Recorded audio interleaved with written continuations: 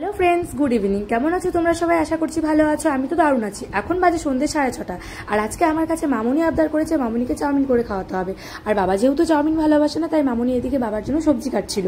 আমি বললাম চাউমিনের জন্য কিছু কাটতে হবে না, আমি সন্ধ্যে দিয়ে এসে কেটে নেবো। সন্ধ্যে দিয়ে চলে এলাম আর ড্রেসটাও চেঞ্জ করে নিলাম। উফ শান্তি। চলো এবার রান্নাঘরের দিকে যাওয়া যাক। রান্নাঘরে গিয়ে দেখলাম মামুনি বাবার জন্য পটল ভাজা আর আলু ভাজা করছে। আর ওপাশটাতে জল গরম বসিয়ে দিয়েছে চাউমিন সেদ্ধ হবে বলে। আর আমি চলে এলাম কাঁচা লঙ্কা, পেঁয়াজ আর গাজর কাটবো। তাই গাজর কাটা হয়ে গেছে, এখন রান্নাঘরে চলে এসেছি।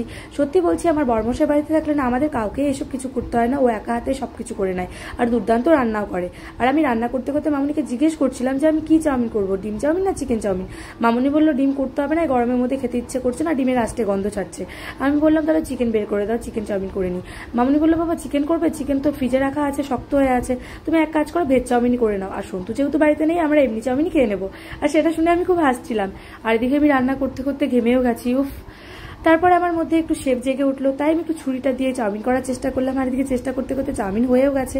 এবার চলে যাবো মামুনির কাছে। মামুনিকে দিয়ে দিলাম আর মামুনি আমাকে বললো রান্না করে এসেছো, আগে জল খেয়ে নাও। তাই আমি জল খেয়ে নিচ্ছি, তারপরে আমি চাউমিনও খেয়ে নেবো। চলো তোমাদের সাথে দেখা হবে পরের ভিডিওতে। Bye bye.